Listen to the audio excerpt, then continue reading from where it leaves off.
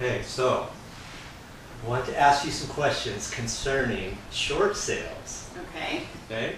Because I always thought, oh, short sale, that's a good thing. Yeah, short and quick, right? Yeah. No. That's what I thought Yeah. a long time ago, but then the more you hear about it, it's like, you know, I didn't even know that a realtor could price a property, let's say, for less than the bank was willing to take for it without the bank's authorization. Right. And then you just have it on an MLS for that. Somebody thinks, oh, I can afford that. Let's go do that. And then all of a sudden they find out, wait, I can't buy that? How come? So what I always make sure to do is put in the listing that the price and offer are subject to final bank approval.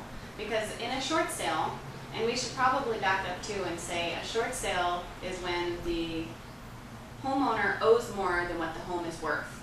So let's say I'm the realtor and I come and I say, okay, you owe $200,000, but the home is only worth $100,000. Right. For easy numbers. And I can prove that with market values across the board. I can say the house is only worth $100,000.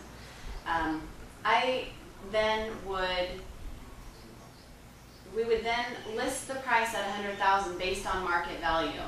But everything, when we got an offer, let's say we get an offer for $100,000, that offer would be signed by the seller. The seller would sign off on it, but it would have in there offer and price subject to bank approval.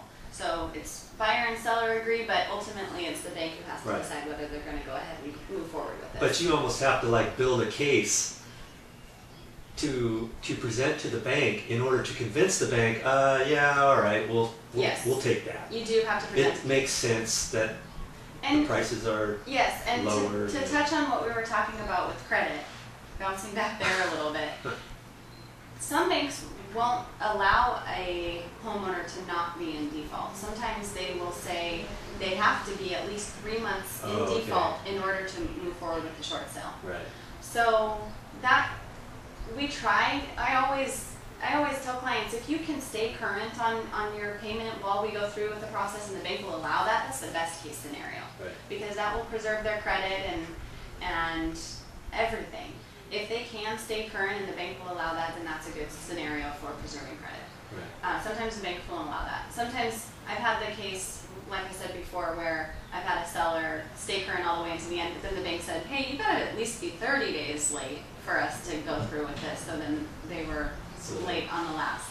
And they were hanging on by a thread. I mean, they were barely making the payment, but they were because their credit was very important to them. They wanted to bounce back as fast as they could. Right. So everybody's different. It's very subjective because some people are going to say, well, that's not that important to me, and I honestly can't afford making this payment, so I'm not going to make the payment. And of course, that's another situation altogether.